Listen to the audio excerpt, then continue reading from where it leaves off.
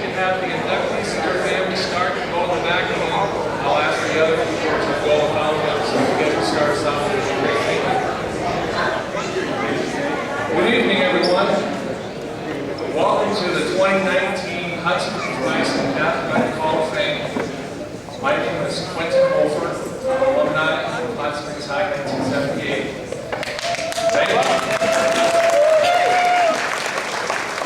Last night, the Hall of Fame walk was taped by Hot Springs alumni, class of 1976, Tom Farrow. He will be also taping tonight's presentation, so it will be available on the website for everybody to pass around. The Hall of Fame uses that as a marketing tool. We've received a lot of calls from high schools throughout the country. They're learning about people like you who are showing up to this stuff, and they find it very exciting. So that's the purpose of, one of the purposes of using that as a marketing tool. Tonight, we have 4 amazing inductees going into the Hall of Fame. 4 inductees who walked the school, the halls of Hot Springs High, performed in the classroom, and also performed on the field. We have 3 different decades represented here tonight. The 70s, the 80s, and the 90s. Sounds like a rock tape we should be making here. One of my favorite things to do when I was a little boy growing up in Hot Springs was go watch the big kids practice. And one of my favorite athletes was Don Turbeville. This guy was silky smooth on the basketball court. He ran extremely well, scored at a high level. You know you're good when the opposing team is constantly calling out your name. When Don Turbeville walked through the doors of a basketball arena, they start guarding him right then. David Hayes, I had the pleasure of growing up with David and being a teammate. He always had a big smile on his face. You could never tell if he was up or down. He was just a constant level. He excelled in every sport. There was a sport that David was extremely good at, but went unknown, and that was baseball. Now, in 1984, there was a movie called The Natural.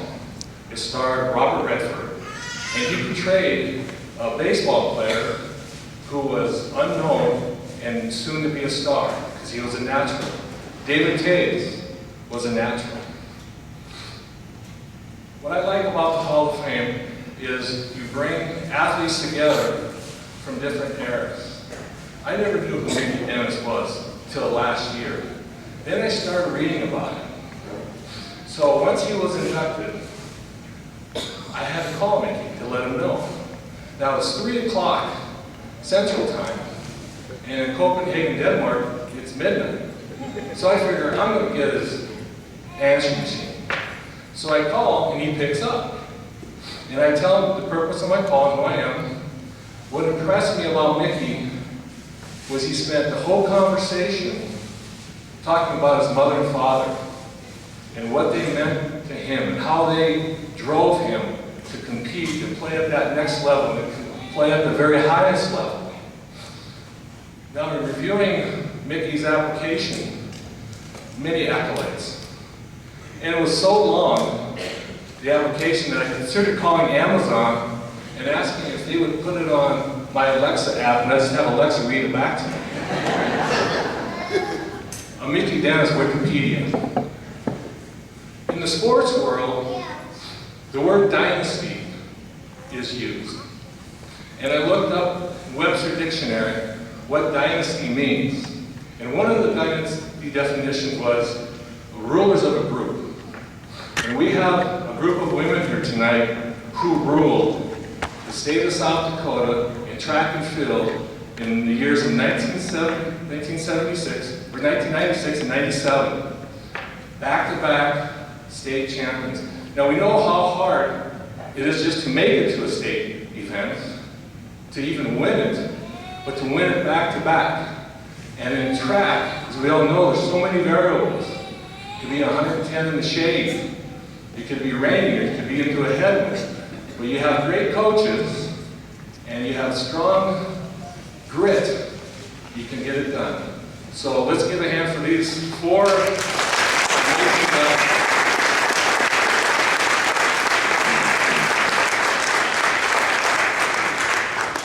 Before we hear from the inductees, I'd like to introduce the Hall of Fame members who are in the room tonight. From the class of 2016, as an individual, Gerald Culligan, if you would stand, please.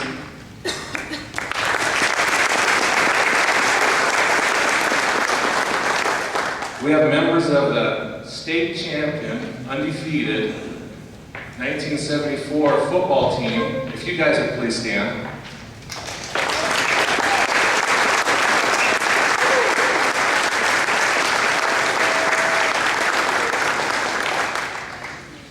We have Coach Jim Taves.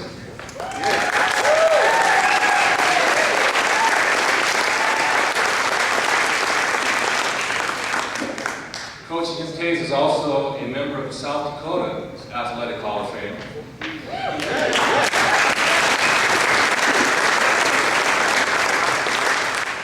Growing up in Hot Springs and going through high school, I think I heard the name Jim Taves half a dozen times. It was always JT. 2017 inductees, we have a member of the state champion 2021 volleyball team in the house tonight. Please stand.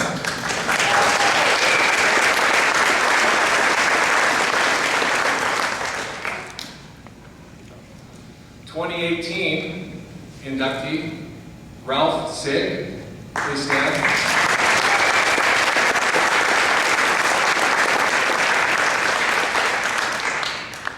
Rick Watts, please stand.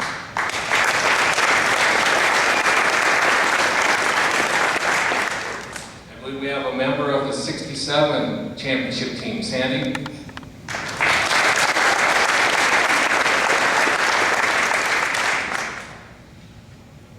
We have a lot of great coaches in this room tonight who did a great thing here in Hot Springs.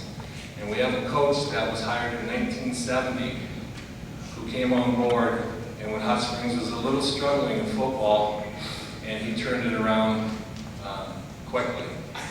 And a lot of you here play for Coach, and we're fortunate to have him tonight. He brought a different level of intensity, and you did what he said. He was amazing. Please welcome back to the Hall of Fame, Coach Leroy Kundle.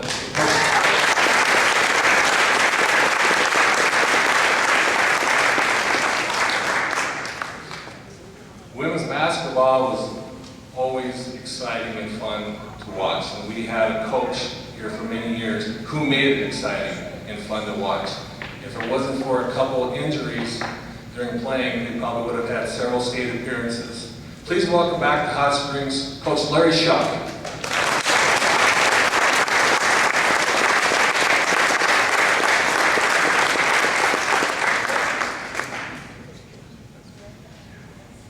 I heard a lot about the 1997 basketball team, and it had a lot of exciting ball players, from my understanding.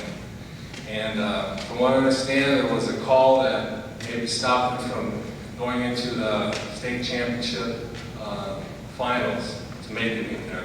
So we have Coach Craig Bloom here with us tonight. If you would stand, please. Yeah.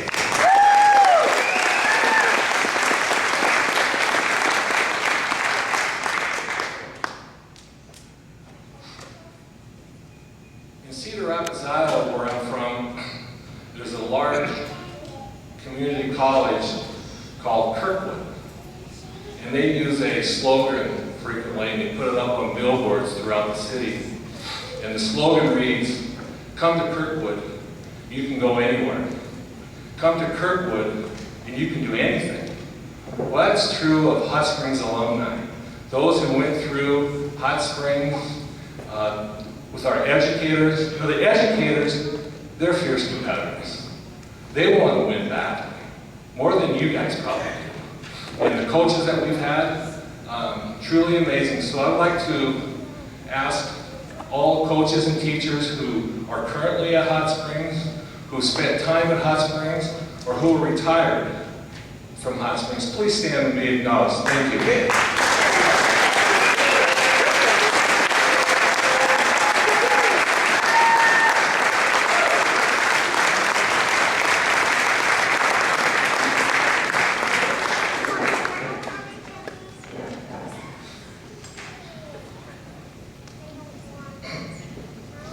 We have a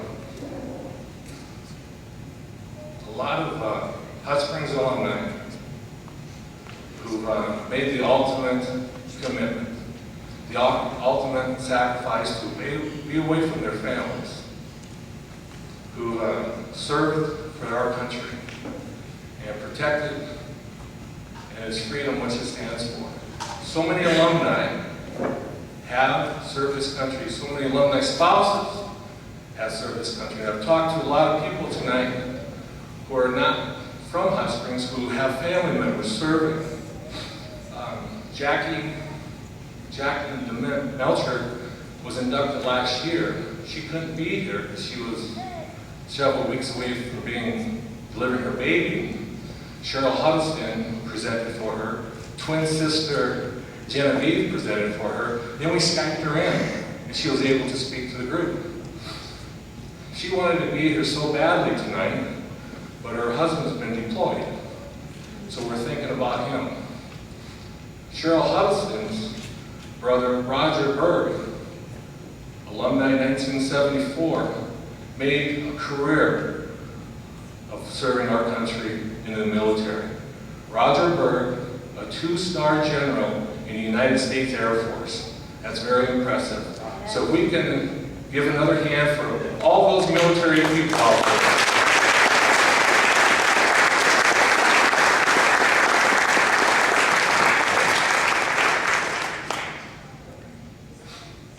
We have a Hot Springs alumni that's wanted. Yes, he's wanted. And I like following him. I think I like following him because his mom and my father worked together at the bank. And also that this alumni is a South Dakota State Jackrabbit. Go Jacks. And alumni of 1994, doing some great things. He's being recognized. People are watching him very closely. And he just started the first season. Talk about a challenge. He's just started his first season as the offensive line coach at the University of Kansas Jayhawks, Luke Meadows. Now, they had a big win Friday night.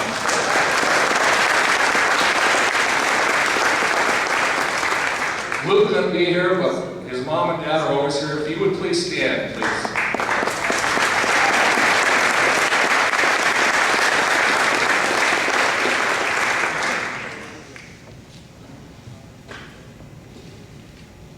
As mentioned, the Hot Springs Hall of Fame has gotten a lot of attention.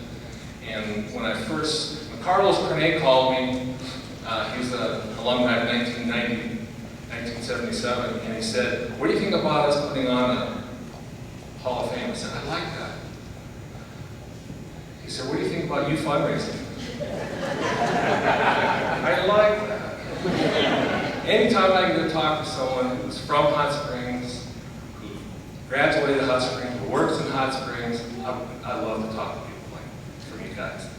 So one of the schools I researched asked what we're going to do, and I said, "Well, we're going to fundraise." He said, "Okay, why don't you call me back in a couple of years and let me know how that's going?" So I called him back 2 months ago to let him know that since we started in 2016, we've raised $75,000. And it's from alumni, local businesses here who've done a fantastic job. You give when you can. That's all we ask. Just if you feel you can, that's excellent. So the bleachers was the first project that we completed this fall. And so if we can give a hand to all those who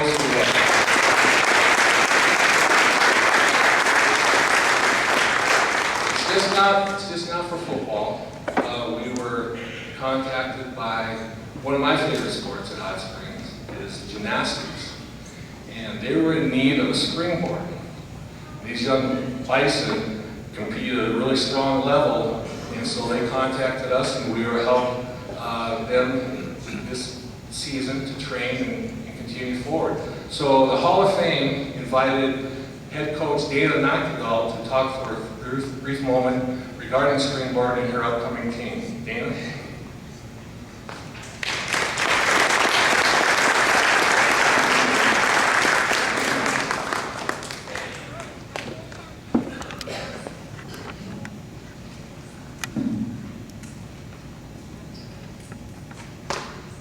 So first I just want to introduce three of my little beauties here.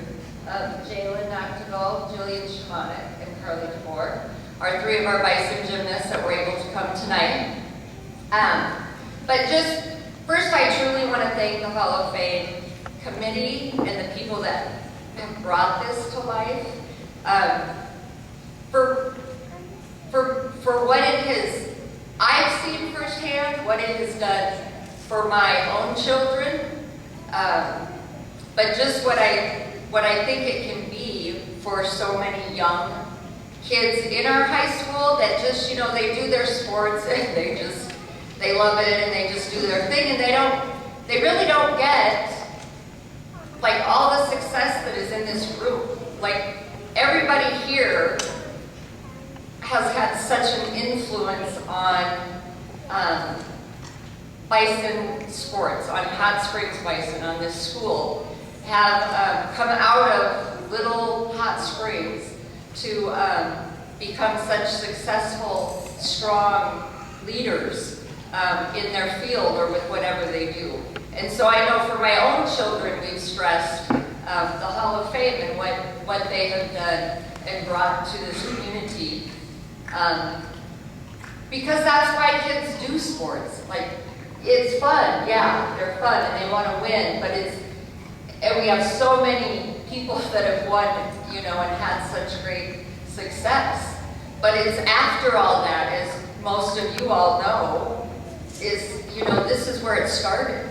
It's from these great people that taught us and continue to teach us. So, first, without going on, because I have a few minutes to talk, I just truly want to thank the Hall of Fame committee, but also, you know, all of these people in here that taught me and coached me and that I still look up to and get to visit with so often. So thank you for what you're doing for our kids, and I hope that we can get more young kids to come to this dinner to truly see what Hot Springs is about, what the school community is about.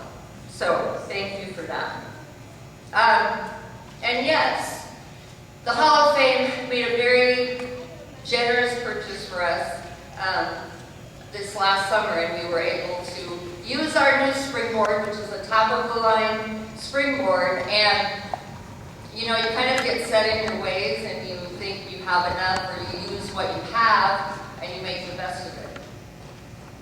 And then a purchase like this is made, and as simple as a springboard sounds, most of our equipment is a little spendy for gymnastics. And for those of you that didn't know we still had gymnastics, we do, and that's why you see our banners up there, is because this Mueller Center is actually our home. This is where we get to practice, this is where our meets are, and we're very grateful to the city for working with the school and allowing us to use this facility here. And, but just the progressions and the safety and all of those things that we need to worry about for these young girls, because most of them are getting taller than I am, and I still have to be able to catch them and make sure that they stay off of their heads. But it's purchases like this and equipment like this that truly do help us keep these kids safe. And then it's also able to, you know, let them level up and to increase their difficulty in those things to be able to compete in the state of South Dakota. So we're very appreciative for that purchase. And ironically, Jalen, who's also my daughter, who competes for the Bison Gymnastics, reminded me that today, September 14th, is National Gymnastics Day.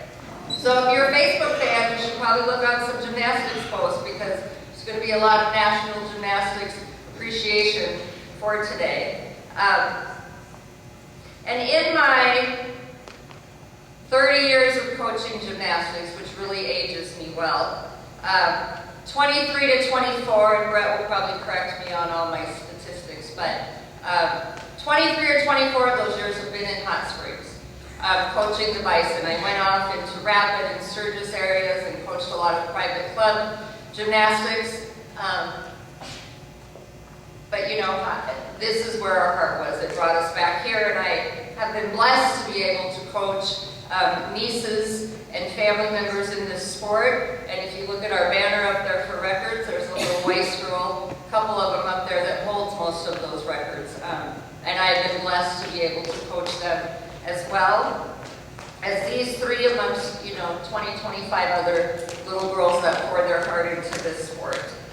And I don't have a lot of the stats, ironically, from even when I was a gymnast. But Mrs. Huddleston, Mrs. H, used to coach us in gymnastics, and she could probably tell you more stats there. My best friend and sister from another Mr. Marianne, Scott Grobney, who is still my best friend and sister for life. And that's what sports brings to us, you know, the true importance of it all. But I do want to share with you that you have, as Hot Springs Bison gymnastics team, very successful, strong group of young ladies, that in the last 20 years, I can tell you, they have represented Hot Springs Bison at a state event. And in probably 16 of those 20 years, they've placed in the top 5, if not higher, in the state of South Dakota for gymnastics.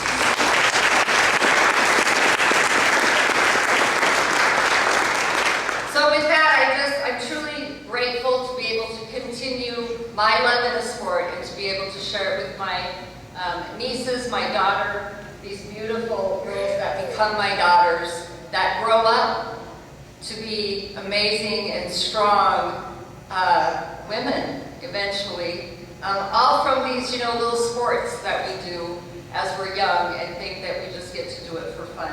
But little do they know, but we talk about, you know, what it truly does for us is to make us strong adults and people and good people as we grow. So thank you, and I think a couple of them would like to say a little bit. Yeah, I just want to say thank you for your contribution and your support through our sport. I just want to say thank you as well. You've helped a lot. Me too. Thank you.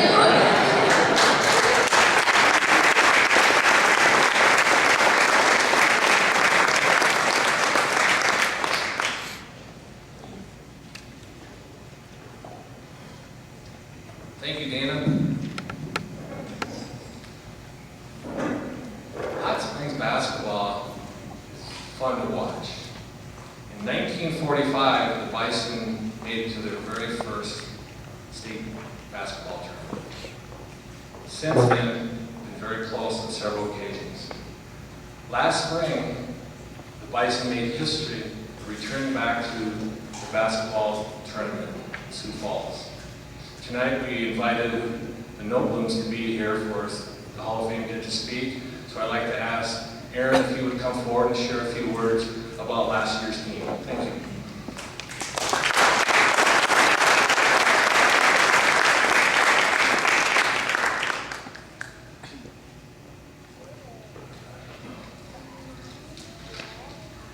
I wrote some things down because I wanted to kind of wing it, but my wife said that I tend to get a little long-winded if I do that, so I figured I'd write it down. All right. So first off, I'd like to start off by thanking Quentin Hofer and the Hot Springs Hall of Fame for inviting me to speak. It's been an honor to be a part of such a wonderful night, celebrating some greats in Hot Springs Bison sports.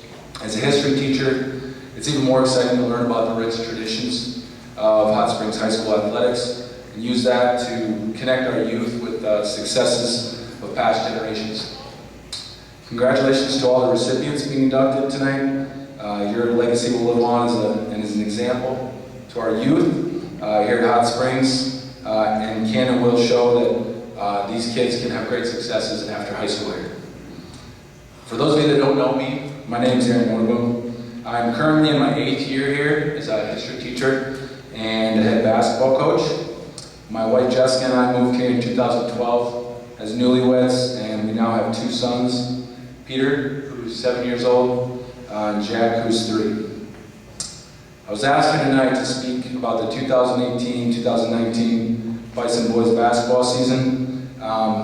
The senior heavy team that set a record with 20 wins became the first team to qualify for the state tournament since 1945 before the modern playoff system. As I mentioned before, I'm employed here as a high school teacher, but when I came back in 2012, I was hired to teach middle school as well as coach basketball. It was in the first year that I got here that I met the group of young men that will eventually become the team that set this record.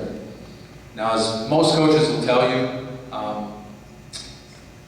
a lot of people are quick to tell you that the next group is on the way. And when I got here, it wasn't long after I settled into the position that I got a phone call. And people were telling me that I needed to check out this group of 6th graders that were playing basketball in the Taves Center, when it was the activity center at the time. And so I did. Thinking back, I don't remember a whole lot about that game, except for there was probably more behind the back passes and 25-foot jump shots than what you would see in an NBA All-Star game. The basketball was sloppy, and I believe they lost the game, but there was something special about the team. The chemistry and the passion that this group played with was something unique that I had never encountered with athletes so young. No one cared about who scored, and they were truly playing for each other. Last year's team, to me, is the embodiment of what I believe it means to be a Hot Springs basketball player. There are many reasons teams enjoy success at the high school level, many more than I'm going to be able to list tonight. Success in our program means achieving to one's abilities, not just winning basketball games. As I reflected on this team and their journey, there were 3 key attributes that I think separated this group and made them truly elite. When describing them, the first thing that comes to mind to me was dedication. Basketball and life are similar in that each demands personal commitment to excellence for success. From the first open gym of their freshman summer and all 4 years of their high school careers, these young men displayed an unbelievable work ethic that I believe will set the tone for underclassmen to follow them. Between traveling to summer camps, everywhere from Brookings to Denver, open gyms in 100-degree heat 3 to 5 times a week, showing up early for practice and staying late. Anytime I seem to set the bar for these kids, their commitment would oftentimes exceed my expectations. The second attribute that comes to mind when describing this team would be an unselfishness that is uncommon in my experience with high school athletics. This group was and continues to be one of the most selfless teams I've ever been around. Not one single player was concerned about themselves or individual stats, and everyone knew the importance of sacrificing for individual achievement, or sacrificing individual achievement for the success of the team. Despite being one of 2 teams in the state that won 20 games last year and qualifying for the state tournament, Hot Springs was left without a single all-state basketball player. This lack of a star player, I believe, speaks to the overall strength of this team. All 5 of our starters averaged between 10 and 13 points per game, and as a team we averaged 20 assists. I believe many of our top 8 or 9 on the team last year could have been stars on other teams had they chose to be. However, being a well-balanced team and reaching the full potential of a group is and will always be the goal for our program. And this group really bought into the team-first philosophy. They proved that working together and striving for a common goal, if you do so, you can achieve your dreams. Each year, earning the opportunity and striving for that common goal is something that we always try to do. We like to set goals. Every year, at the beginning of the season, we put our goals on the board, and always making it to a state tournament is one of those goals. This team was finally able to accomplish that goal, and they did so because they decided to play for something bigger than themselves. They played for each other, they played for the community of Hot Springs. And every game that these boys played, they proudly played with Hot Springs across their chest. The third and final attribute that truly makes this team special, in my opinion, is leadership. I've had the privilege of coaching some very good basketball teams here in Hot Springs. Each one of those teams had one thing in common, and that was senior leadership. None, however, had the depth of this team and their 6 seniors. Thane Lockhart, Matt Norton, Kelton Harris, Morgan Harkless, Gage Euler, and Andrew Wendland were truly the glue that held this team together. Each of these seniors are fierce competitors who push each other and everyone around them to give their best effort every day. But they'll also be the first to pull aside an underclassman who's having a bad practice and encourage them, or show up to a middle school basketball game and cheer on the kids from the front row. Great leaders are truly passionate about what they do. This group of young men created an environment of energy, enthusiasm, and fun that I believe will leave a long-lasting impact on the generations of athletes to follow them. As a coach, every team is special and unique in their own way. Members of the 2018-2019 Hot Springs Bison are a true example of what I believe it means to be a team. My hope is that their example of hard work, dedication, and unselfishness will be the legacy that they leave behind for others to follow. The lessons that they've learned here throughout their time will hopefully lead them to great successes, as it has for many of you in the audience tonight.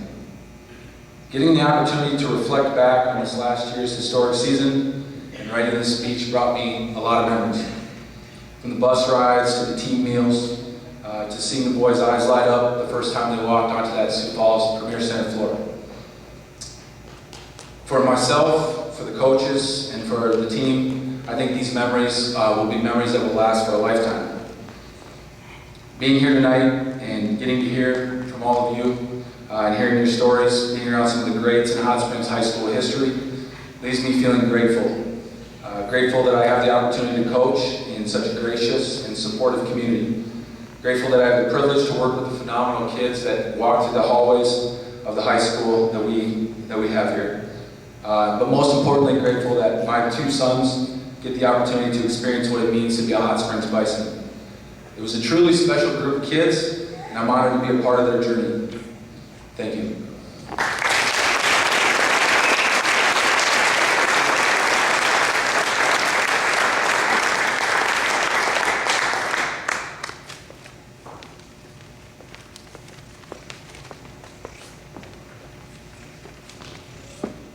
It's time! The first inductee into the 2019 Hot Springs Bison Athletic Hall of Fame from 1973, Don Turberville. Presenting for Don, Coach Leroy Cundell.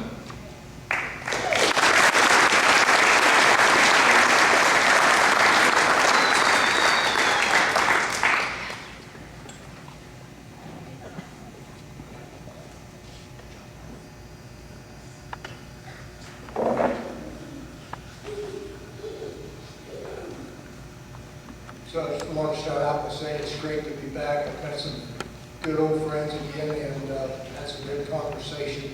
Secondly, I'd like to thank the committee and everyone who has worked with them, because this is a great event and you should be very proud of what you've accomplished. It is a good thing. When we hear about somebody being elected into the Hall of Fame, our first thought is generally what great talent they must have.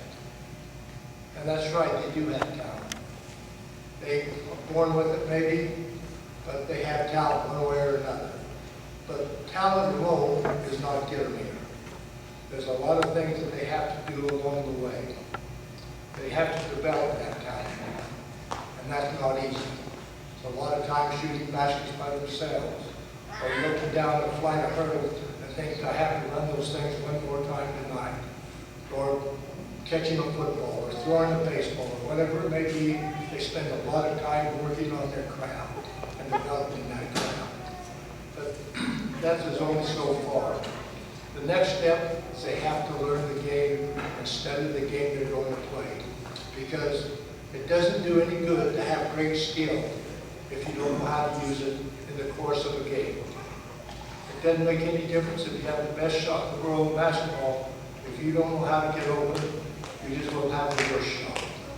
Or if you know how to catch a football, but you don't know how to make a move to get open in the end zone and catch that touchdown pass that could win the game, you just will not be there. You have to learn the game, to play the game. And that's not easy. It takes time and it takes study. Secondly, or thirdly, they have to take and understand teamwork. That 5 or 11, they're more powerful than one. I don't care how good they are, they have to be able to work as a team and be a team member.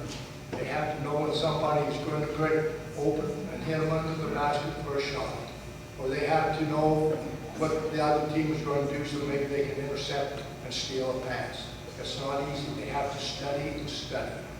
They have to understand that their coach is going to come up with a plan and they have to play with that in that plan. They have to be coachable. They just can't go off by themselves. Some do. They may look good for a while, but the team never prospers very long if they don't have the teamwork and work as a group and coach, play under the and play under the coach's game plan. That is important. So these sound like little things, but they're not. And to the people that made it to the Hall of Fame, they did this not because it was hard work. They did it because it was an inner drive that they had, and it was their love of the game. They can't get here to this point unless they love the game. They work, they study, they do all these things, but they have a love for what they're doing. And as a coach, when you see these kids come out, it doesn't take you long to know that these kids are going to make it to the Hall of Fame have a special it. You can't describe that it. I don't think there's a definition for it. You just know they have it from the first time they pick up a basketball or catch a football or whatever, that there's something special about them. The way they move, the way they do things, the way they work with other people, they are special.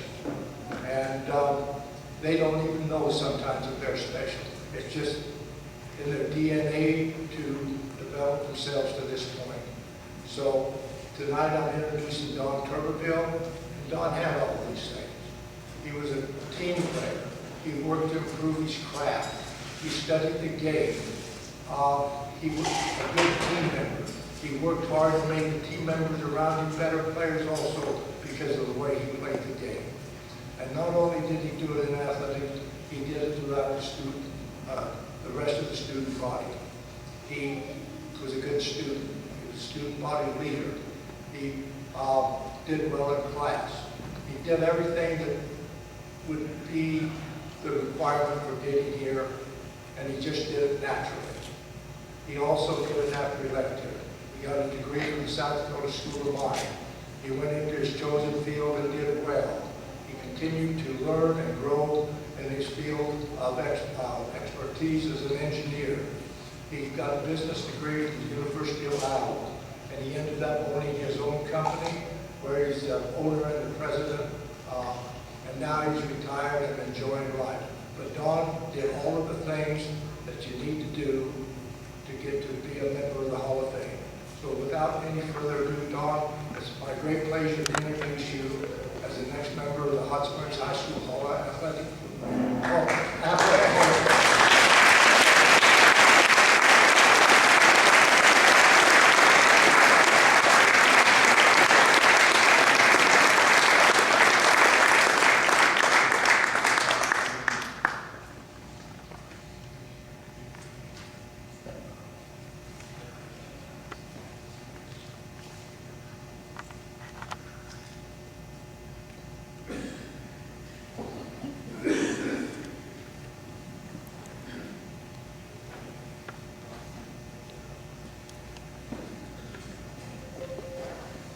Thank you, Coach. I don't know what other institutions there are where I could call a guy or run him down after 40-some years in and say, Coach, it'd be a real honor for me if you would come. And he said, I'm coming. And thank you very much, Coach. It means a lot. The other thing, I think between Sue's family and my family, we've got about 30 people here. It's very meaningful for all of you, to me, for you to be here. I'd like to introduce my sisters, Ann and Vern, and Brother Rich. If you guys would stand up.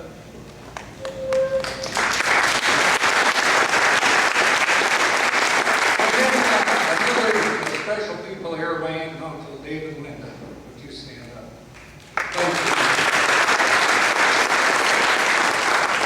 As I've thought about this honor or individual recognition, this doesn't happen without some great teammates and also coaches and mentors. And in 1973, I certainly had those. And Calvin, you were part of our group. The other guys, Calvin Larby. The other guys that I think of that were really good multi-sport athletes were Jeff Graff, Tom Haley, Mike Greenley, Kevin Berg, and rest his soul, Foster Gump Green. But all those guys played a major role in my success. Coaches, Coach Hayes, no way do I go to state track meet without your guidance. Coach Cundall, I don't know how many guys would take a risk on a kid that hasn't played football till his senior year, but you did, thank you, it worked out. Coach Thies is here, he was one of Dad's assistants. Thank you, Coach. Coach Larry Chuck, Larry, I think you were a freshman coach that year, part of the deal. I thank you. And then one of the past inductees, Ralph Sig. Ralph came to a few practices. He was the big guy that shoved us around and tried to tough us up. So thank you guys all for being part of this thing. You know, when I think about it, I just happen to be a young person with a passion for athletics. If there wasn't the ball involved or a race to run, I probably wasn't really interested. As I look back on those days, I was probably just obsessed. But it was that passion and the opportunity to compete at Hot Springs that really got me my first big break in life that I didn't know what I was into.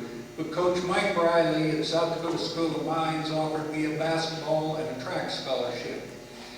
And to give you a little background on that, earlier in that spring, my mom had asked me what I was going to do, and I said, I don't know, but if it involves mathematics, I'm not having anything to do with it. So I go to South Dakota School of Mines under a general studies thing. And towards the end of my freshman year, and by the way, I participated in basketball 2 years and 1 year in track, and saw that I probably wasn't going to be in the Olympics or be as lucky as Mickey was. So into my freshman year, I started hearing about the opportunities graduate engineers had from the School of Mines. And I said, you know, I think I want a piece of that deal. So one night over a highly organized social event, I said to my buddies, if I'm going to get to the School of Mines, what's my best opportunity? And they said, mining engineering or civil engineering. And I said, do mining guys go in a cave? And they said, yep. And I said, okay, I'll be a civil engineer. So the next week I go to college, and I don't know who the guy was. I always referred to him as the dude. But I went to the dude's office and I said, hey, I'm going from general studies into engineering. And he looked at my transcripts and he looked at me and he said, you can do what you want to, but you're going to waste a lot of time, a lot of money, you're going to flunk out, you might as well leave now. And I guess that was my first practical use of athletics and being competitive. It was like game on, buddy. And little did we know he was almost right that first semester. But we got through it, got settled in, I got my degree. And then my next big break in life came when my roommate from college, he was from here, called me and said, I'm getting married in Marshalltown, Iowa. Would you come be in the wedding? And my first thought is, why would anybody want to go to Marshalltown, Iowa? At the time, I was working for an engineering firm in Billings, Montana, and I hated every minute of it. What I found out is I wasn't a real engineer. The detail part of it drove me nuts. The repetition, I just did not like it. And I was kind of down the dumps, so I go to Marshalltown, and this guy starts telling me about a thing called sales engineering at a company called Fisher Controls that makes products for refineries and chemical plants and pipelines and all that kind of stuff. And he explained to me that you needed an engineering degree, but you weren't the guy, the stereotype guy with the thick glasses and the pocket protector and the slide rule in the back room. Somebody was doing all the detail work. You had to understand the principles, but you had to be around people. And I bit, and it led to a 35-year outstanding career. I couldn't have asked for anything more. The last 10 years of it, I had a chance to own a sales company that covered part of Iowa, Nebraska, and Illinois, and extremely satisfying. But if my old employees were here, I think they would probably not want to hear this again, but there are many times I would talk to people about how similar athletics were to the business world.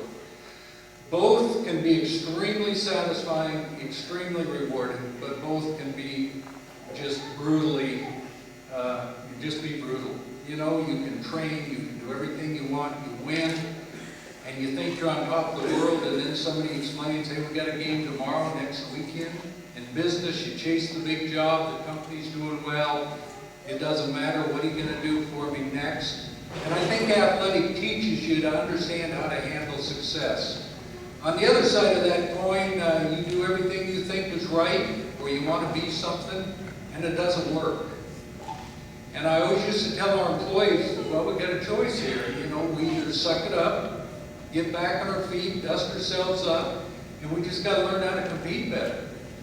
And that is all about athletics. And when it came to time to hire people, if I had the choice between somebody that had been in athletics or somebody that hadn't, or even extracurricular activities, I was always going to go the athlete or the extracurricular, because I felt like they had probably learned something and could handle the things required in today's business world. You know, some of you might know my dad was my coach for 4 years. 1 year in Gardner, Montana, and 3 years here. And at the time, you know, Dad was always a coach, and I just had a passion for athletics. And it never dawned on me that that might be kind of a neat deal. It wasn't until years later that I thought, you know, how special that was to have a passion for something, to have a parent involved. And there were times I got to tell you that it didn't seem very special. And I'd like to tell you a couple stories, and I'll tell you why I'm telling you the stories. And I used to tease Dad about this, so it wouldn't be news to him. But when I was a senior, we had a pretty good basketball team. We were undefeated in preseason. We were going to Belfouche to start the conference. And we're in the Black Hills Conference, and if you're going to be any good in the conference and be relevant, you had to beat Belfouche. They're undefeated, we're undefeated. I remember there were articles in the Rapid City paper, and we go up there, and the decision made, we're going to play man-to-man. The bad news is we got beat by 10 points. The worst news, my guys scored 35 points. I never had anybody score 35 points on me in my life. And in the locker room after the game, I mentioned one of the guys, man, he was good. He didn't beat me, he beat me like a drum. And Dad overheard it. So when we got home, I don't know if my brothers and sisters ever remember, but I never remember Dad talking about any athletics at home.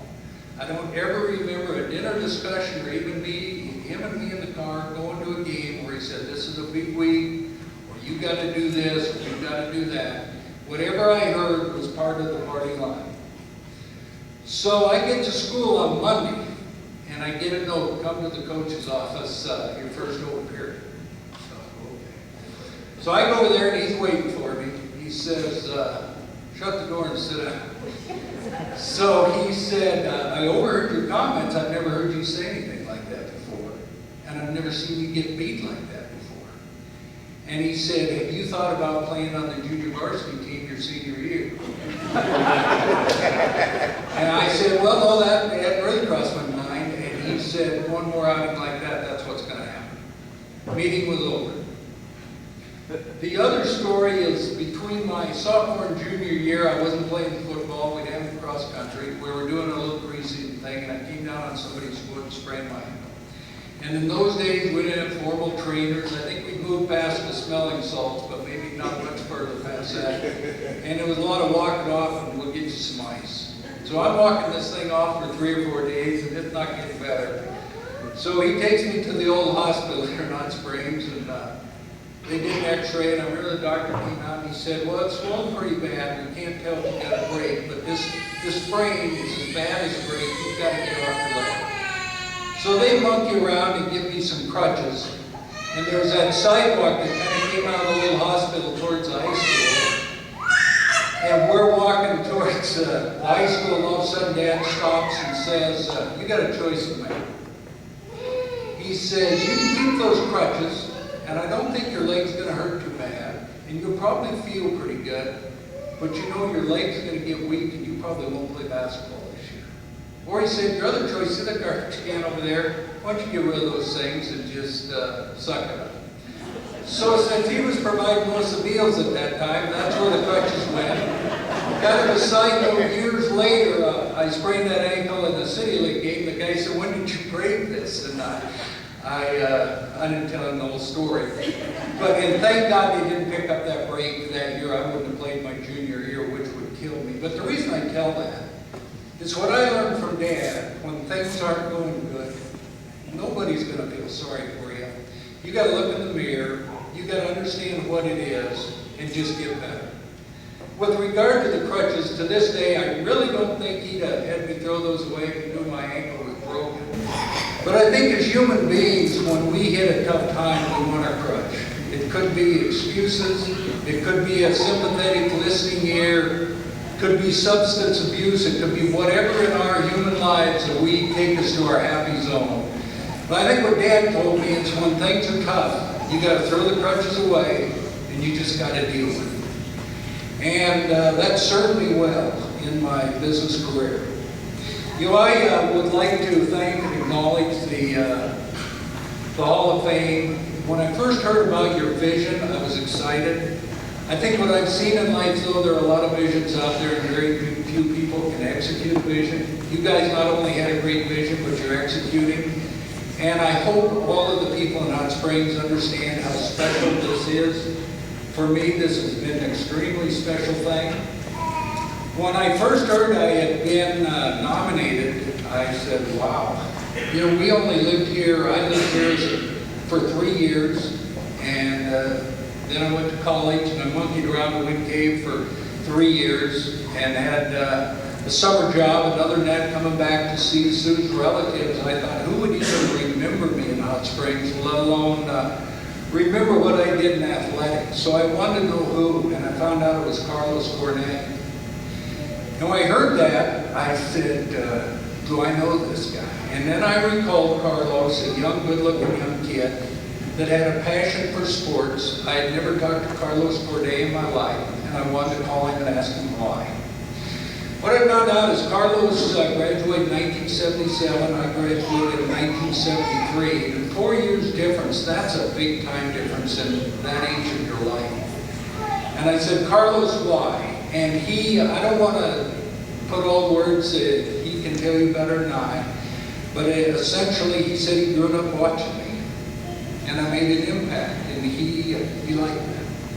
And I can tell you this, there is no way, as a high school kid, I thought some young person was watching me. And I think there's a little message here for all of us. Whatever we do and whatever we say, somebody might be watching us. And through our actions or whatever we say could have an influence on somebody. And we may or may not even know that. And I hate to admit that at my elderly age, it took this experience with Carlos for me to get hit right between the eyes to understand that.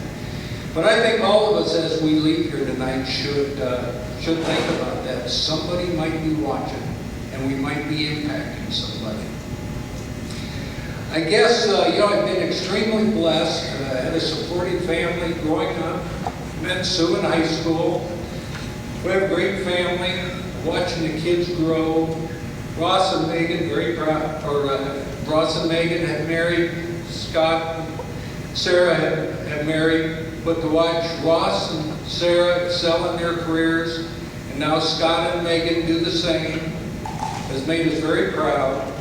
Then come the grandkids, watching them. Ava just got to first grade. Carson's in the 3rd grade.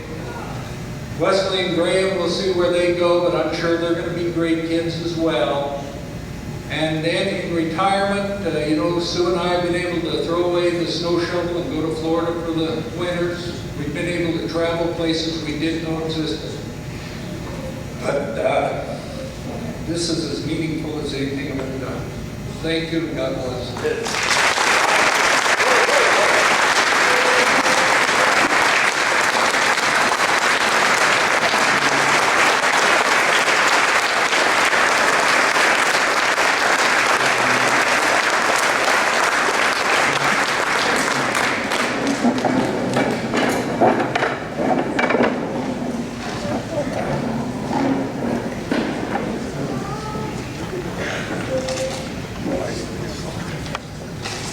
Our second inductee into the 2019 Hot Springs Bison Athletic Hall of Fame from the class of 1980, David Taves. Presenting for David is sister Dee Dee Johnson.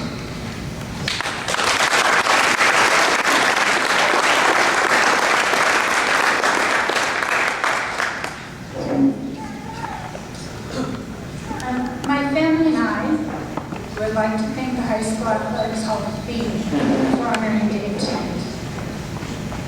He was a truly great athlete, and it means so much to have his accomplishments be remembered in this way.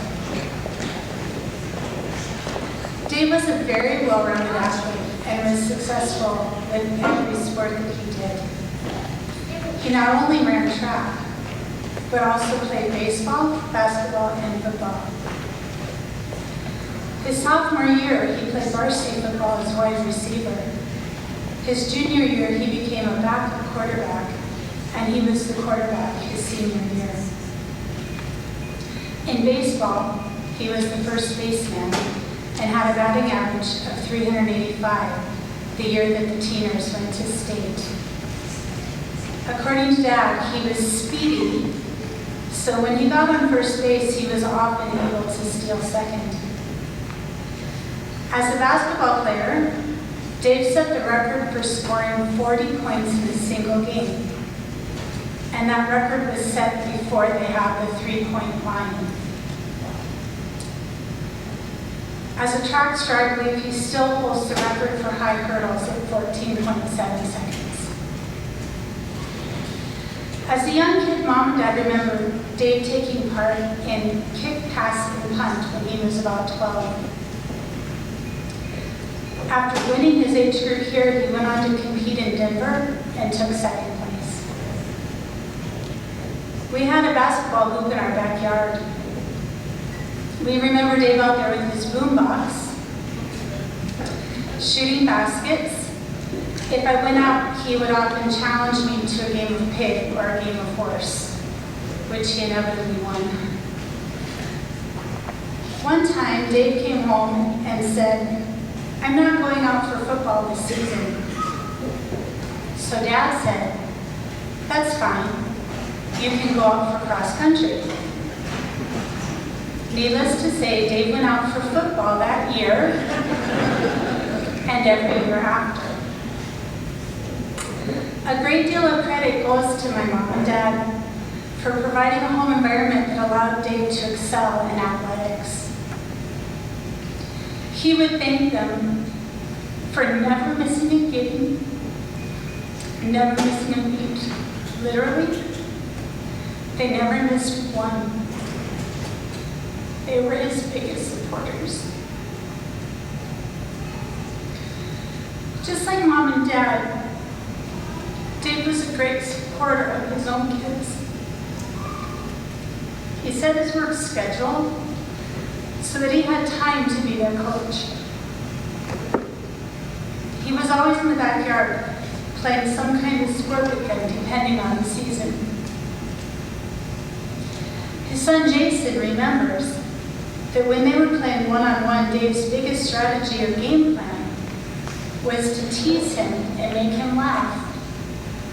Make him laugh so hard that he couldn't even play. He also remembers that Dave was superstitious. For example, if they won a game at a tournament, Dave would tell them not to change their socks. His son Sean remembers having a backyard water fight with Dave. Dave went to throw a big metal bowl of water at Jason, but lost hold of the bowl. Jason got hit in the eyebrow and needed stitches. He didn't get stitches. He got a Band-Aid, but he needed stitches. As great an athlete as David was, he could be a bit clumsy and he could get hurt. Like the time he went up for a basket and came down and split his tongue open. Or the time he dropped a weight machine on his foot. The time he was running a play in football and swallowed a moth. The worst was when he got a concussion playing football in lead, and when he pulled a muscle running track and missed the rest of the season. Still, Dave never complained. He participated in all of these sports, still had good grades, and held down a job. As an athlete, although he was incredibly successful, he was very humble.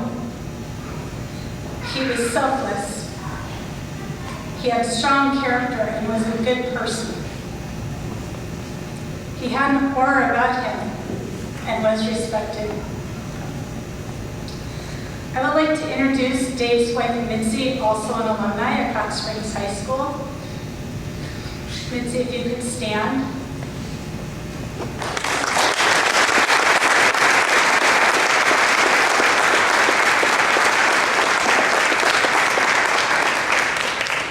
Also representing Dave tonight is Mitzi's new husband, Fred, his son, Jason, and his son, Sean, if you two could stand.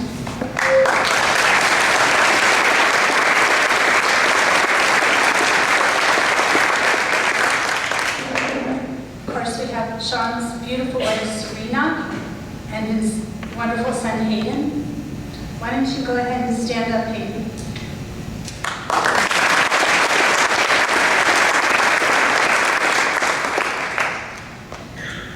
My brother Dan Tays is here.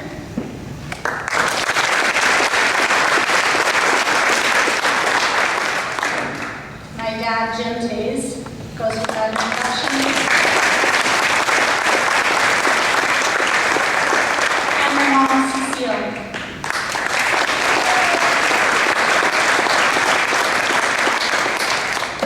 Once again, thank you very much.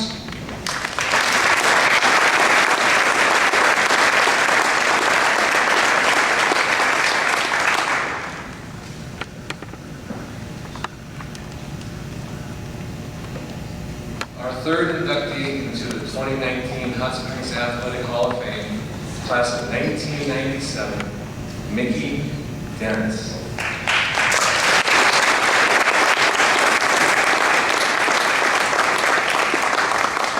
Presenting for Mickey is teammate Tim Strauss.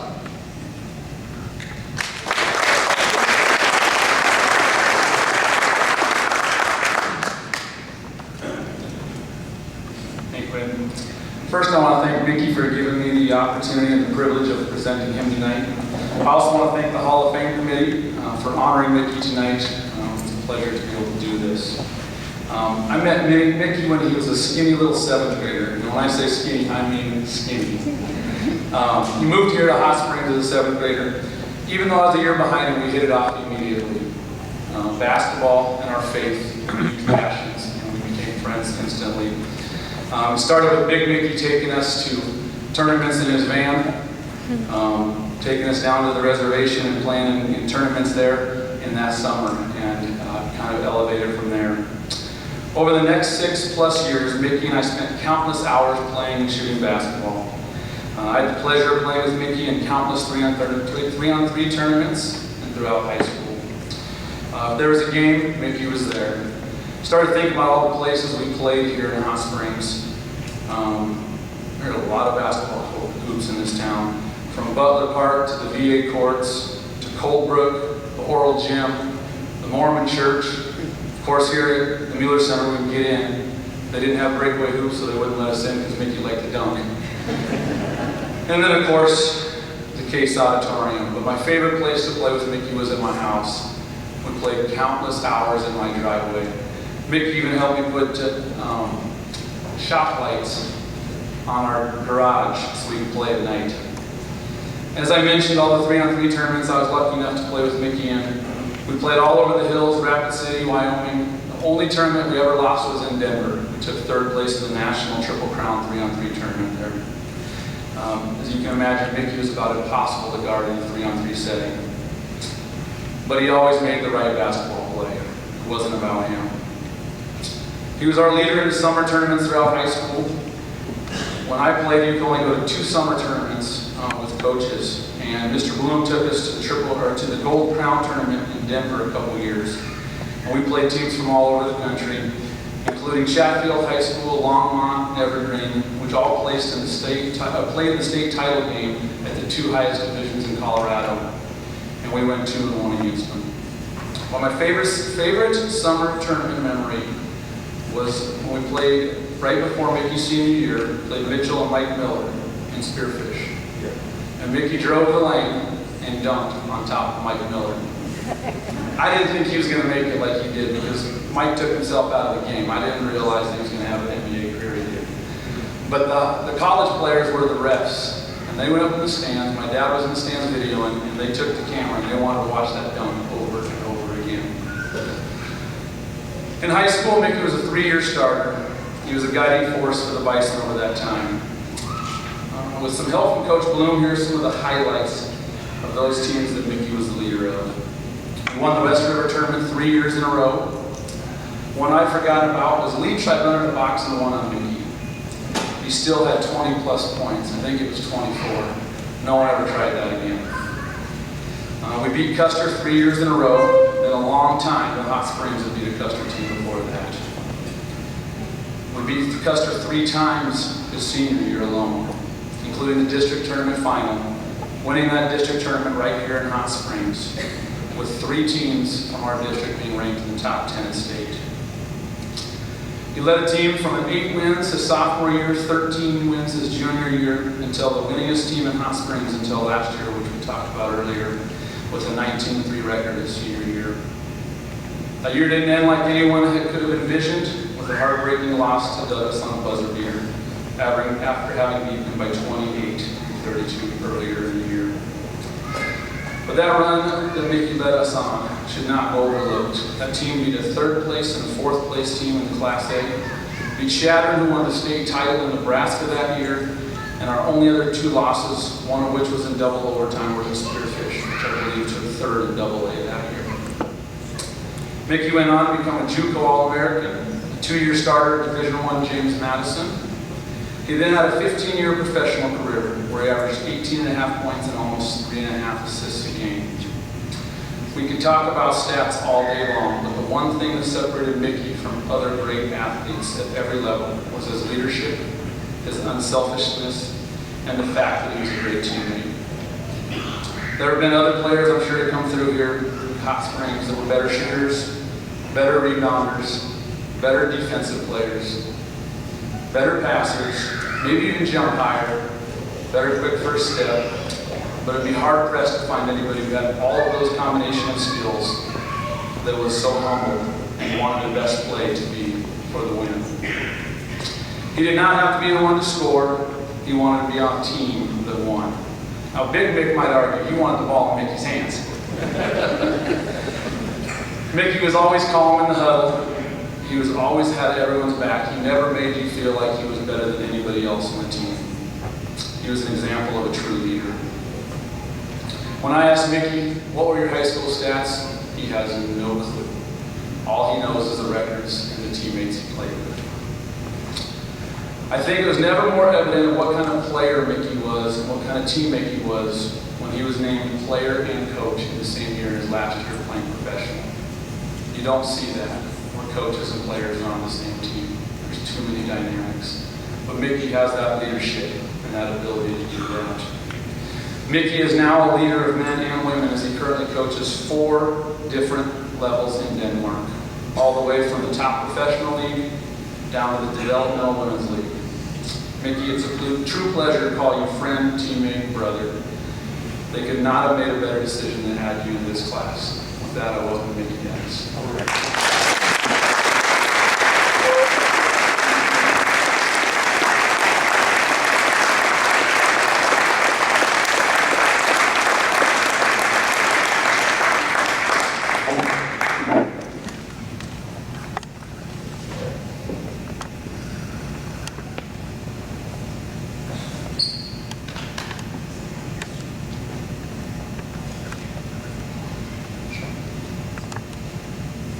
Let me get my notes here ready.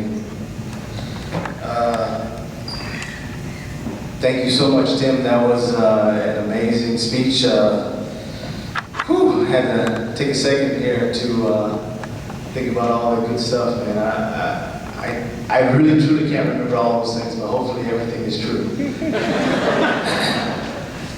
And it's definitely a complete honor and a pleasure to be back in Hot Springs and to come back to this amazing, wonderful city.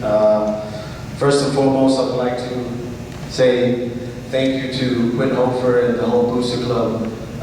It's been such an amazing reason to come back to Hot Springs. It's just fantastic to come back and see all the wonderful people who had such a big influence on me. I think about growing up in this wonderful city. It's kind of like the term. It takes a village to raise a child, and a big part of that is like when I grew up here in this town. It felt like so many people had such a positive influence on who I was as a person. It always felt like everybody was kind of looking out for me or making sure I was doing the right things, or keeping an eye on everything that I wanted to do in life. So it was a great place to be and a great place to grow up, that's for sure. But as Don has talked about, as Aaron has talked about, individual accolades or individual things that you have accomplished when you're playing a sport that requires teammates. And I had some absolutely amazing teammates. From my team, the guys that I had on my team, Andrew, Tim, Charles, who else do we have here tonight from that team? I think that's about it. But we also had absolutely fantastic players on that team. So I wish to give these guys a big hand who also had such a big impact on my career as a player here in Hot Springs.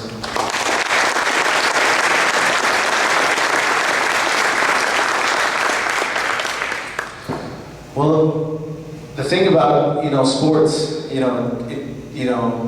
sometimes it's about timing. Sometimes it's about that perfect storm.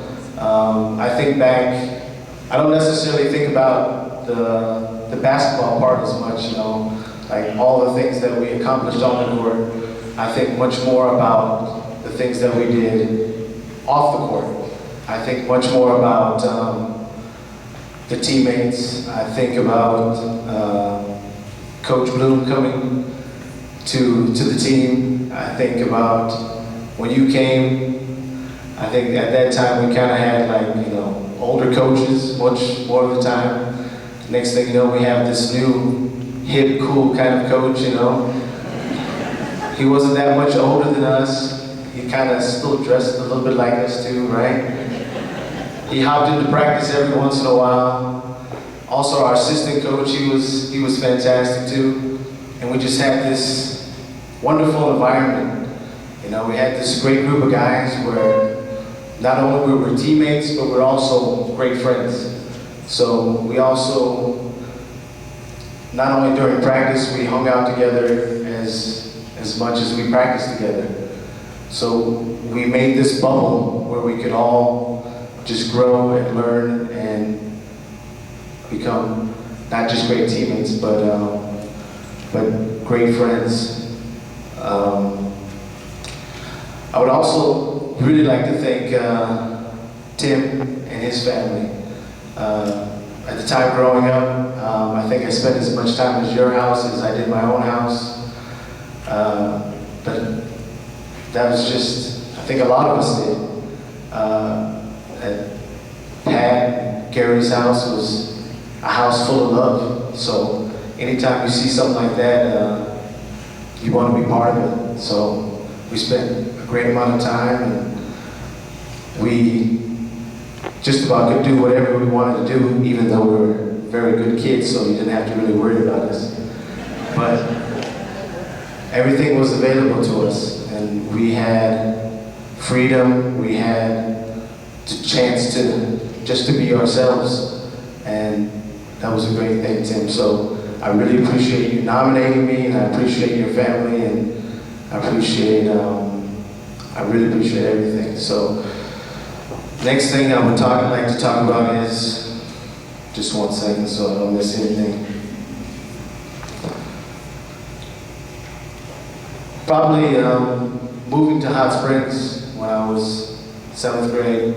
My mom got a new job, and we decided to make the trip from Lee Deadwood down to Hot Springs. And I think that was a big choice. That was a big choice and a big change in our lives. I think it was the right choice. I think my parents have been pretty amazing, really amazing parents. So with my mom being just who she is, strong, and of course, my mom has to be extremely strong if everybody knows my dad, so. But they've been amazing. My dad used to come to so many practices, I had to tell him to stop coming. So then I told him, hey Dad, only the games, okay? Just come to the games. And now as an adult, you can start to understand how important and wonderful a situation is where your parents want to be so involved in your lives and want to be part of everything, and it's just amazing. And I really think that a lot of us had those same parents. Andrew's parents, Tim's parents, they were at so many of our sporting events. They supported us. They were there for everything. And now as I have kids of my own, I'm just feeling so lucky, so blessed, and privileged to have those situations. So, Mom and Dad, I really thank you. And Mom, I thank you just a little bit more, okay?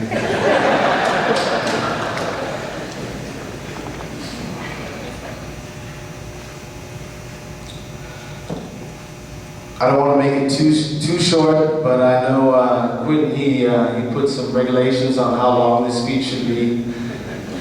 But I just want to make sure that everybody knows that it's been truly an honor to come back, to Hot Springs. Truly, I feel so blessed and so lucky to have grown up in this wonderful, wonderful city with so many amazing people that it just has a huge impact and a huge influence on the person that I am now. And I couldn't be the person that I am now without growing up here, getting to know everybody. So I just want to really appreciate everything, and thank you guys for everything, and thank you for giving me the chance to come back. Thank you.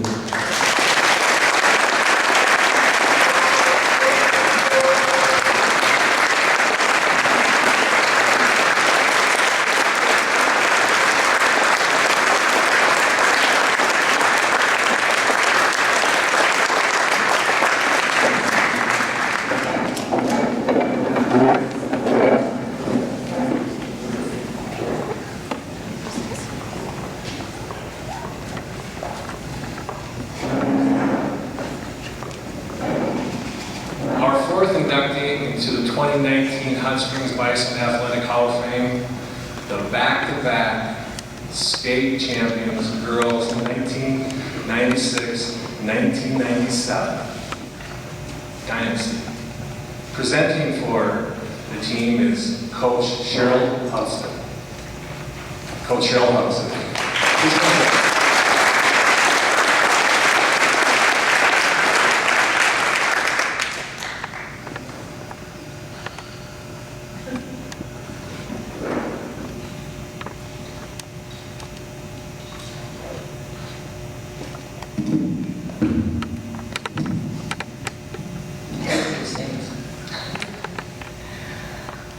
I am a, born and bred Hot Springs native, I guess you would say.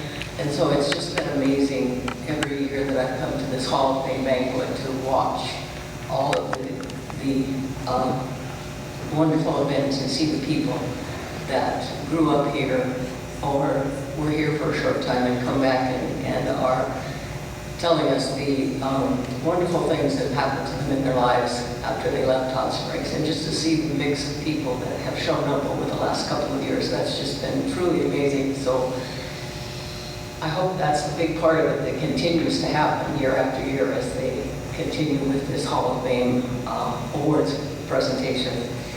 But anyway, this 96-97 team, and you just saw what a group of boys, what a group of young men were in the basketball team from that same era. And these girls were they're just a special bunch of girls.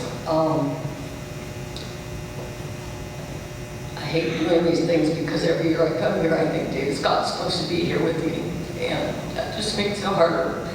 But anyway, when I contacted the girls after I was notified that we'd been selected this year, one of the questions that I was asked right away and by several members was, is this just for the state championship team, the girls that went to state, or was it for everybody? And I was so thrilled to see the answers. This was a Facebook conversation going back and forth from several of the state meet girls that said, no, this needs to be for everybody. Because without the entire team, we wouldn't have done as well as we did. And in order to understand how that works, those of you that maybe aren't familiar with track, we started with, in those 2 years, we had about 40 girls out between the 2 years. So probably about 30 to 35 each year for that team, because the seniors would graduate and the freshmen would come in. But that's not a lot of girls. We don't see that kind of numbers in our track program anymore because there just aren't that many kids in school. But you start out with, we ran, I think we had, our youngest was a 7th grader, and then all the way up to our seniors. We had, the girls took first in just about every single meet that those 2 years that we were entered in. There were a couple of meets that they didn't keep team scores, and so, you know, we didn't keep results from that. But they took first place in just about every meet over those 2 years. We took 2 state titles at the end of those 2 seasons, and we also then won a combined boys and girls state title the second year in '97, and that was because of some of these guys that were here, that are here tonight. They were also on the track team that year. They finished 4th at the state meet, and we finished 1st, and that was, we were the 2 highest scoring teams in that Class A division. So that was a combined team total. The girls took 2 region titles that year, and that streak of region titles for the girls track team started in 1986, and it lasted until 2004. They won the region title every year.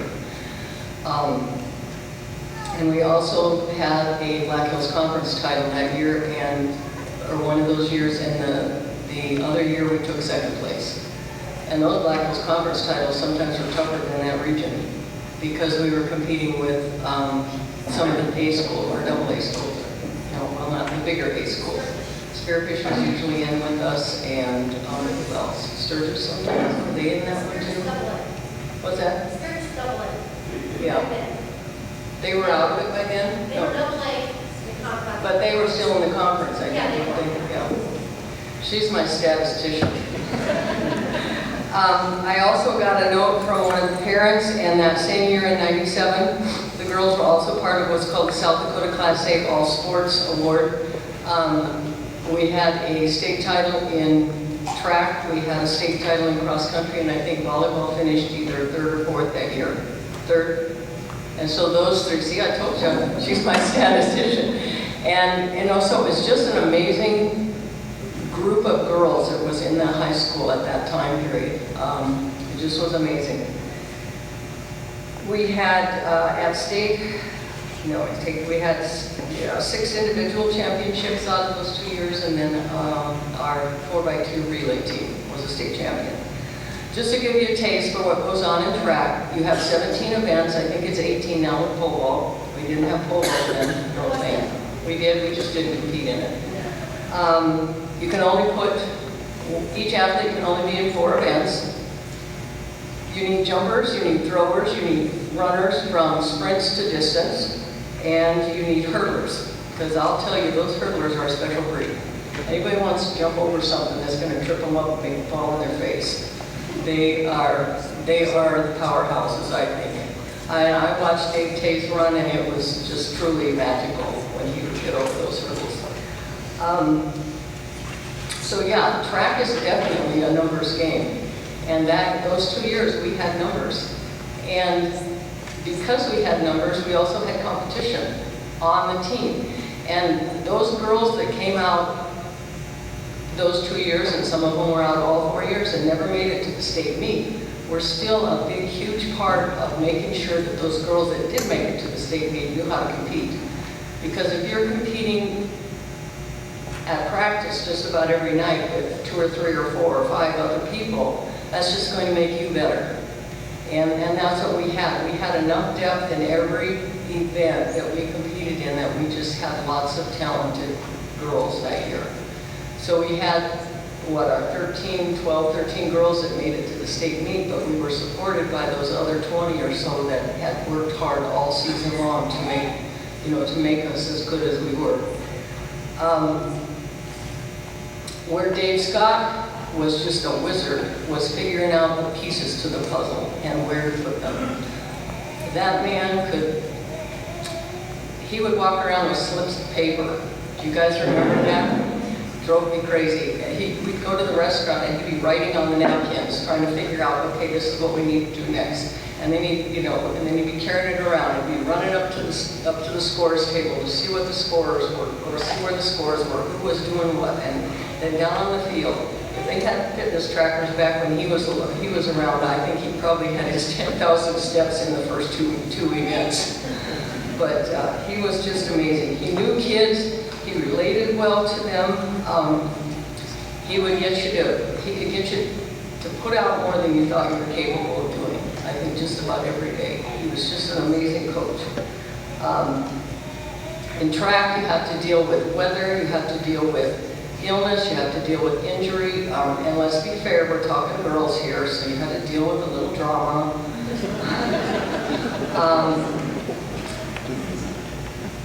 He just did an excellent job at doing that. He knew kids. I think it's because he never really grew up himself. And he just related well to kids, and he took those pieces of the puzzle and he would put them, just seemed like right where they needed to be almost all the time. He felt strongly that his individual events were the key part of a track team or a track meet, and because he could use one girl or 2 girls in open events and score more points than he could if he had to run 4 people in a relay and they dropped the baton. So a lot of times these girls that wanted to run relays together to see how well they could score, they didn't get that opportunity very often. Every once in a while they'd come begging at practice if they could run. Could we put these 4 people on one relay just one time? And he'd say, yeah, sure, you can do it once, but if you drop the baton, you're not going to get another chance. And so he was just amazing. So basically practices were like that every day. He would put them together, send, kids would be going all different directions. And then you get to a meet, and your meet was just another practice. It was just the next level of practice, because basically, and I don't remember, did we have standards back then when you guys were competing? We did finally have standards. When I first started coaching, we didn't have standards. So the only time you made it to state was by qualifying at the region meet. And if it was a bad day, or you had a bad day, or little things went wrong, then you were done. Finally, the state put in standards, which you could meet during the season and qualify an event before the region meet. At certain tracks, though. What? At certain tracks. Yeah, certain tracks, because we were still in the era we're talking about, we were still on dirt.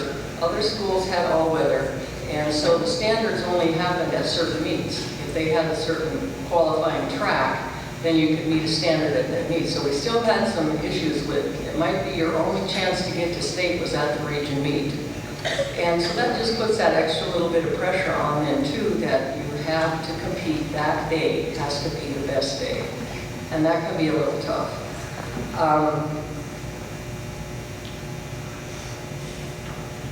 So basically that's what those girls did, those 2 years. They just put things together well.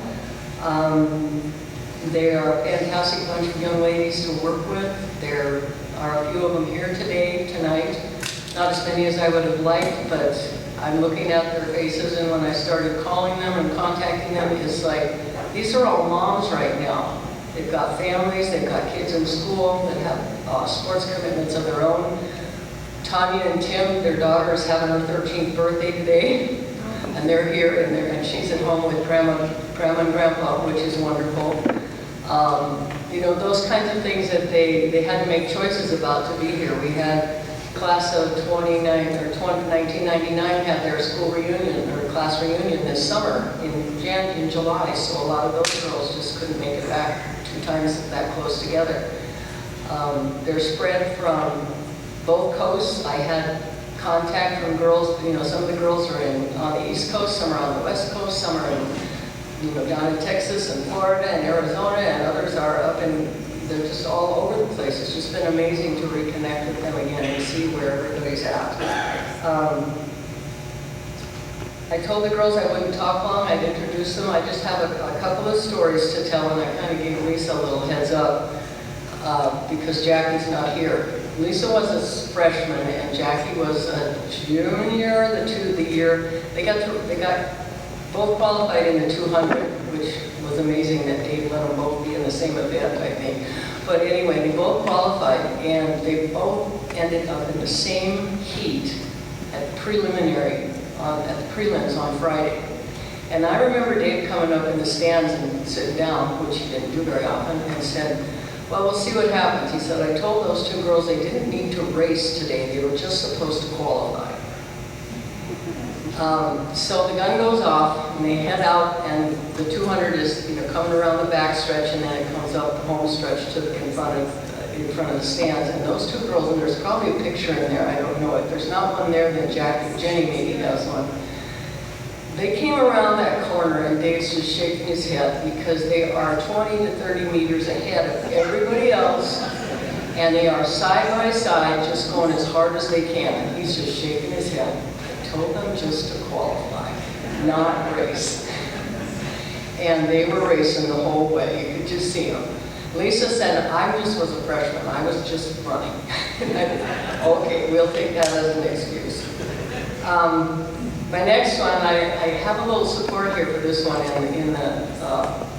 for Mr. Hansen. He's here today.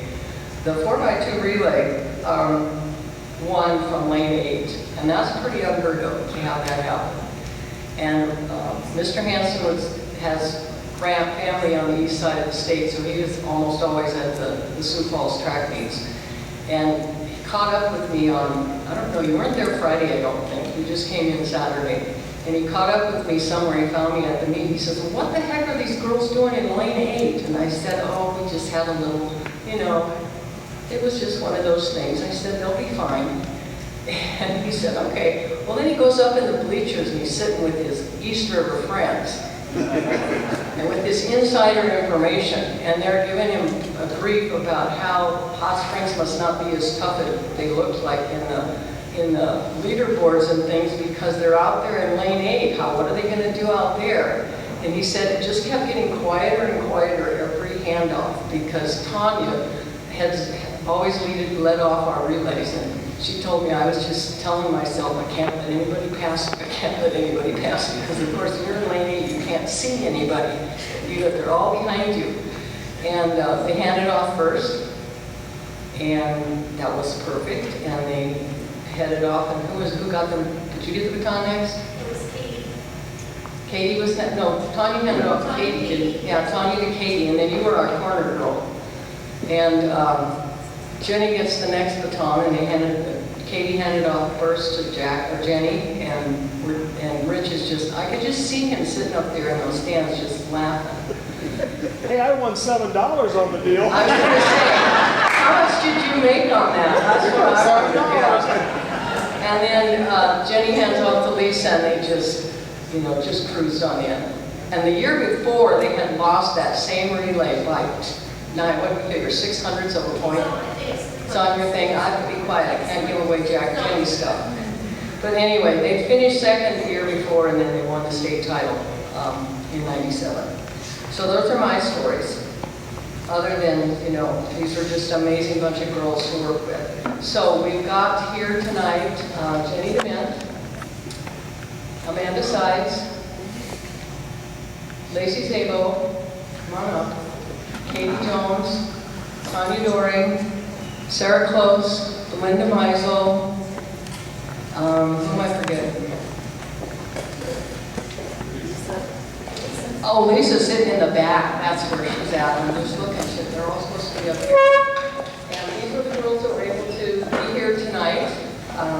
And again, not as many as I'd hoped for, but these are the ones that were able to make it, so that's just perfect. I'm going to let them, if they want to say something, I told them they could say a little bit about whatever they want to talk about. But these are your 96, 97 state track regions.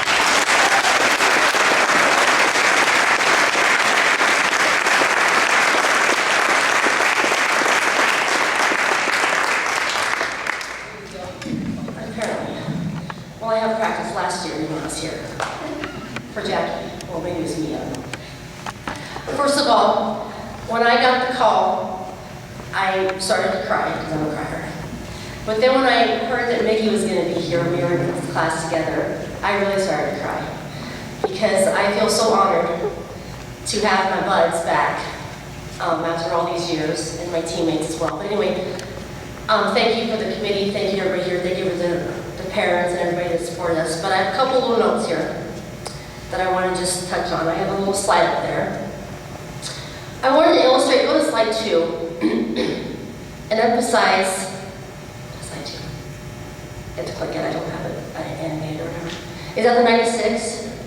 So there's 18 events at state. We competed in 15 out of 18, our little school did. The first year we had 13 girls competing in state. And you can see by my table there, it shows what event, did we compete? Yes. Did we place in the point score? Now, not every team has a Jackie DeMint, okay? She's like an anomaly. She scored half our points. But the point is, I wish Georgia were here. Is anyone here from her family? Georgia Rents? No? You know what kind of stunk about the track team is we're all a team. However, there's field events and there's the running events, right? So Georgia would go off to who knows where. They don't get a lot of publicity, the shot putters and discus throwers, whatever. But she never got to get us, because we're always running our events. Like a lot of us qualified for 6 events for state or multiple events, and that's where Mr. Scott came in saying, well, who are we gonna put where, and how are we gonna work the numbers to where we were gonna make sure we had the best bang for our buck as far as competing. But so I wish that George were here because she's the only field person, right, that competed. And oh man, well she also ran one too, so she got to be part of that. But yeah, so I just want to give some credit to those people too, because they don't get the whole team there cheering for us as they're going around the track. They don't get all the hoorahs and all that because they're off on their own, but they're a big part of the team too. So then go to slide 2. Or 3, I guess. Oh. Well, anyway, the same thing as slide too, shocker. But it just showed that we had 11 people that competed at state. We scored more points because we had Jackie, of course. But the rest was 2. And I want to just make a note that our 4x200 relay team, our junior year, lost by like 3/100ths of a second. And we should have won our 4x1 our senior year, but I had a bad handoff to Lisa. Remember that? I had to tell you, I said, slow down. So it's my fault. We should have won that too. What's that? We still have a personal record. Perfect, but anyway. One more thing. I heard recently I went to a clinic for officiating, and I heard someone say your body is your temple, right? Well, if you noticed, all of us girls, we were the whitest team at track meets. We didn't have the tans, you know. So Mr. Scott would not allow us to get enraged. If you look at those pictures, he made us wear our full jackets, full pants, because he wanted us to preserve our, you know, stay hydrated, make sure we were healthy, make sure we were everything. So it wasn't just about taking our talent and maximizing it. He made sure that we were well-rounded in everything. I mean, I just want to say that being part of this legacy and being part of, you know, my sister last year and also my teammates here and Mickey and everybody, it's a true honor. And thank you all for nominating me. Coach Nelson, thank you. Coach Taze. And, okay, Tanya has a story now.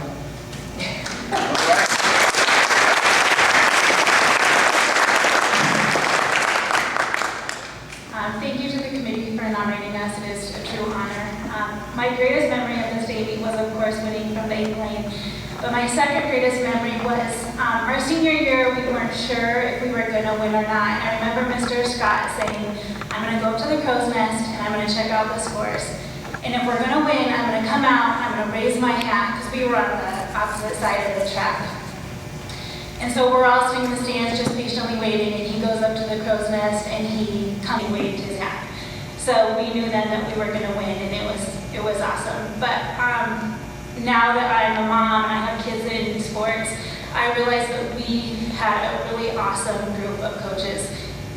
Mr. Scott, Mrs. Hudson, and Mr. Taze, we couldn't have done it without them. So they were amazing, and they helped us get, obviously, to where we could get to be back-to-back state champs.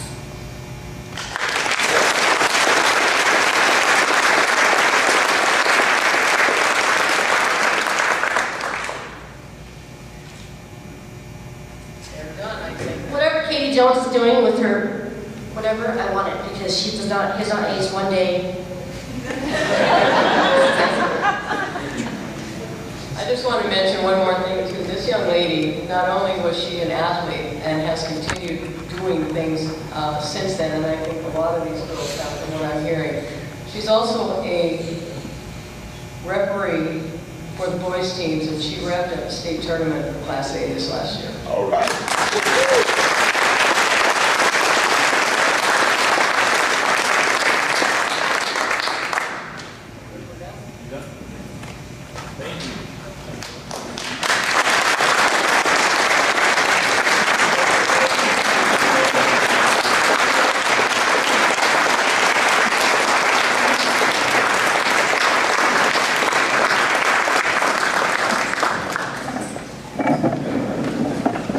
And excellence.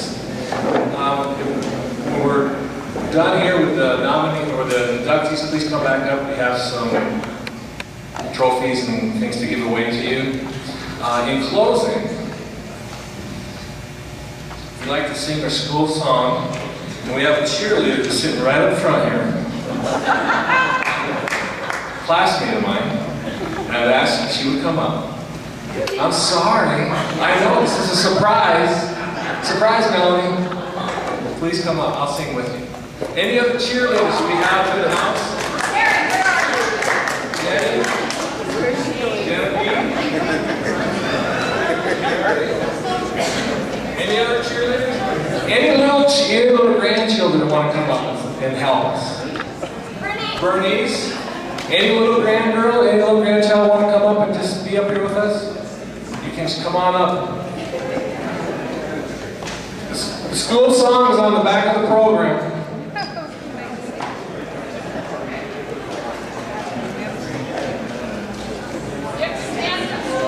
Catholic schools like